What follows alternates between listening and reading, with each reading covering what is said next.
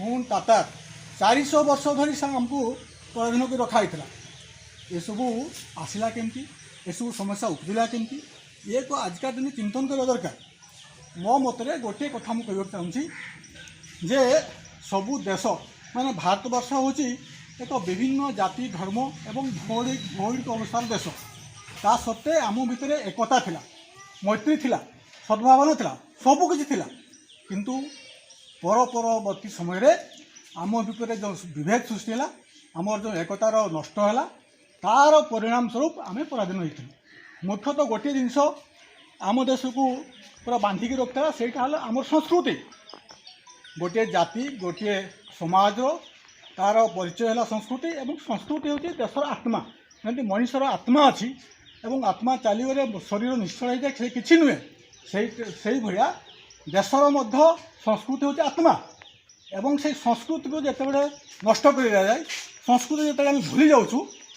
से देशर मैं जो कथा कहूँ आम भर विभेद आरंभ हुए तार कारण ही से आम गोटे छोट कथार आम जापर जे देशर संस्कृति कौन आम चारिटा माँ को विश्वास करूँ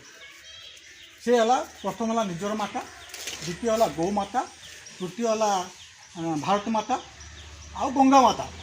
ये है आम संस्कृतिर चिंतन ताकू मानिक आज ये देशटा पूरा गोटे डोरी बंधा होता कि नष्ट करा आम निज संस्कृति को भूली गलु अर्थ आम निजर परिचय को भूली गलु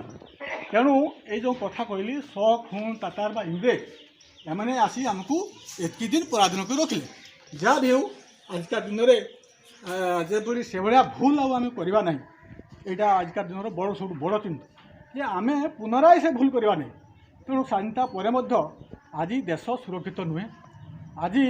देशपाई आम समस्त कर्तव्य अच्छे केवल सरकार ठू पाइबापी आमर हक अधिकार लड़ाई करवार माने मु कहूनी लड़ाई करवा ठीक अच्छे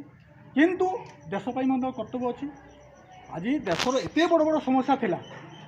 2014 पर बहुत मात्रा से समस्या को समाधान कराई स्वाधीनता पर देश अखंड भारत नथिला से तो जो स्वाधीनता देश खंडित है माने अखंड भारत जोटा मुझे कहूँ से श्रीलंका आरम्भ कर बांग्लादेश नेपाल भूटान आउ ए सबू अंचल आमर थिला किंतु आज खंडित हो भारतवर्ष तेणु ए प्रकार जमी पुनरावृत्ति न हुए से कथार आज आम समस्ते जागृत होगा दरकार। काश्मीर समस्या आम जानी समस्ते काश्मीर आतंकवादी कथा आम जानी एवं आमर इंटरनाल आम देश भितर नक्सलवाद चलती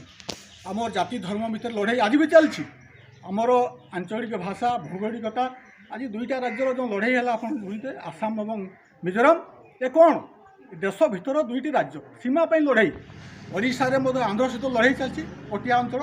तेणु ये सब विभेद आज आम शक्तिहीन हो तो आमर दायित्व अच्छी जे आज विभेद सृष्टि न हो जो कथा मुझे कहली आम एकतार डोरी बंधा एवं समस्त गोटे कर्तव्य राष्ट्र सर्वोपरि देश सर्वोपरि देश पर ही आम आम सैनिक मैंने दिन राति जगी से सियाचिन से माने जो बड़ बड़ हिमालय देश में जो बरफ जो मैंने ठंडा अंचल रही जगी आमको आज आम अच्छु तेणु श्रेष्ठ सम्मान आज के दिन में देवा दरकार। द्वितीय कथा है स्वाधीनता पर ये देश कौन आम यही अवस्था रहा चिंता करूँ देशर विकास आम चाहूँ एवं विकास कतटा अनुभव करवा जिते समाजर सबुठू तल स्तर जो लोकटा अच्छे सब निम्न धाड़ी धाड़ीर शेष जी अच्छी गरीब रु गरीब लोक दलित रु दलित लोक तार जो विकास हम से दिन देश विकास भी जान आम मोटरसाइकेल कोठाबाड़ी करदे विकास हम नहीं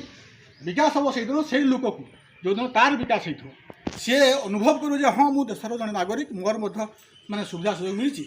मोदी सरकार रे ये सब चिंता करी माने बहुत किसी करा गरीब लोक घर गैस इलेक्ट्रिक पानी शिक्षा स्वास्थ्य सब दिगरे चिंतन करा किंतु से अधिकार आज पर्यटन लोक पाई पाना तार कारण है ये भ्रष्टाचारी समाज पे आज भी दुर्नीति भ्रष्टाचार देश समाज रही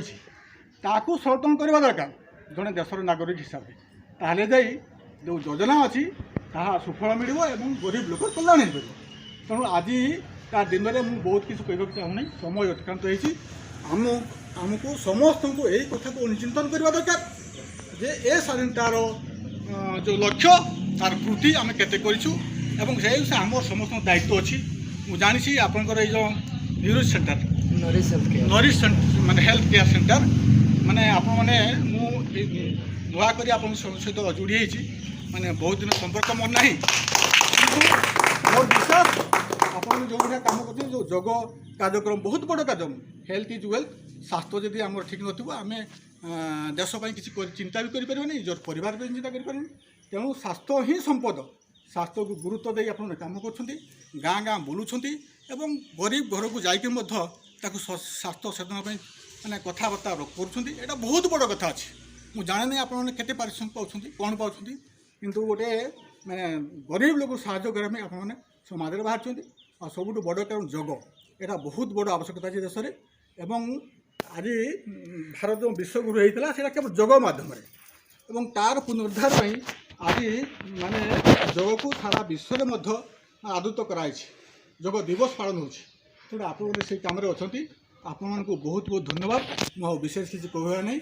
ଆଉ ଆମେ ସମସ୍ତେ ସେଇ ଗୋଟିଏ ସଂକଳ୍ପ ସେଇ ଚିନ୍ତନ କରିକିରି ଆଜିକାର ସ୍ୱାଧୀନତା ଦିବସକୁ ପୁରା ପାଳନ କରିବା ଅନୁଭବ କରିବା ଏତିକି କହି ମୋର ବକ୍ତବ୍ୟ ଶେଷ କରୁଛି ସମସ୍ତେ ବହୁତ ବହୁତ ଧନ୍ୟବାଦ ମୋତେ ସୁଯୋଗ ଦେଇଛନ୍ତି ଆପଣଙ୍କୁ ଗେଷ୍ଟ ହିସାବରେ ଆସିଛନ୍ତି ବହୁତ ବହୁତ ଧନ୍ୟବାଦ ଆଉ ନବକିଶୋର ବାବୁ ଇଏ ଅନୁଷ୍ଠାନର ସଂସ୍ଥାପକ ଆଉ ତାଙ୍କ ସାଙ୍ଗରେ ଆପଣମାନେ ସମସ୍ତେ ନା ମୁଁ ଜାଣିନି ପରିଚୟ ବି ହେଇପାରିନି କେବଳ ତାଙ୍କ ସହିତ ମୋର ପରିଚୟ ହେଇଛି ତେଣୁ ଆଗାମୀ ଦିନରେ କେମିତି ପରିଚୟ ହେବା ଏବଂ ଆପଣଙ୍କର କାର୍ଯ୍ୟକ୍ରମ ମୁଁ କ'ଣ ଯୋଗଦାନ ଦେଇପାରିବି ସେଇଟା ମୁଁ ଚିନ୍ତା କରିବି ବା ସମୟ ବି ସେତିକି ମୁଁ ଦେଇପାରିବି ଭାବିକରି ମୋର ବକ୍ତବ୍ୟ ସମାପନ କରୁଛି ଭାରତ ମାତା କି ଜୟ ବନ୍ଦେ ମାତରମ୍।